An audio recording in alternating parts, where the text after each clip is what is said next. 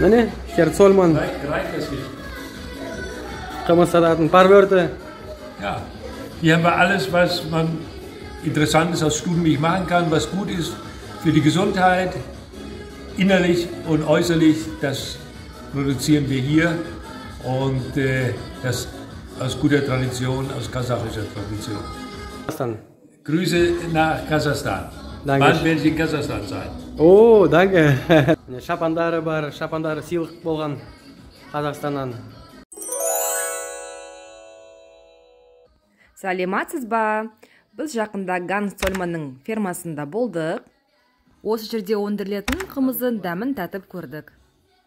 Цольман мырза бие сүтінен барлық пайдалы қасиеттерді сақтап, ұнтақ алу технологиясына 40 жылдық өмірін арнады. Синавал тракторы бар.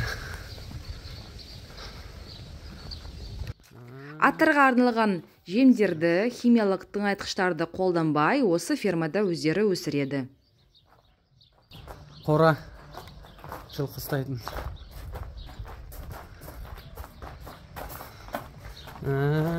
На кучер.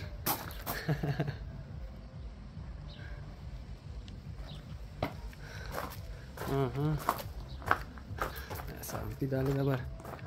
Тормоз.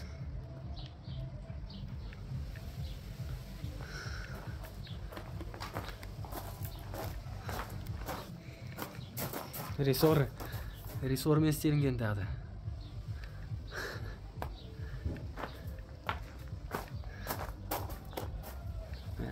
Тормозы бар. Дисковый тормозаники. Мәссаған.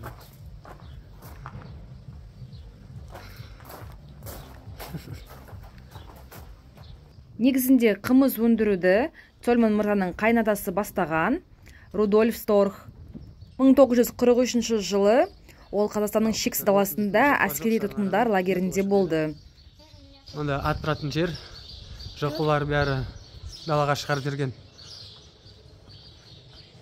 Рудольф Шторх Қарағанды маңында апат болып туберкулезбен қатты ауырып қалған.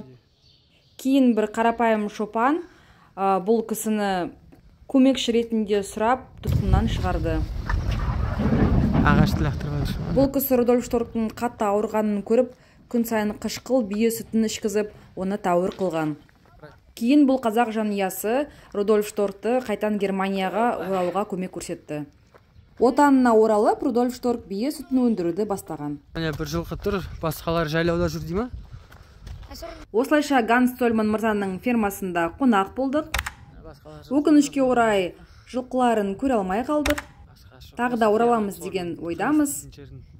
Біздің арнамызға жазылуды ұмытпаңыздар. Сізден лайк және пікірлеріңізді күтеміз. Кездескенше!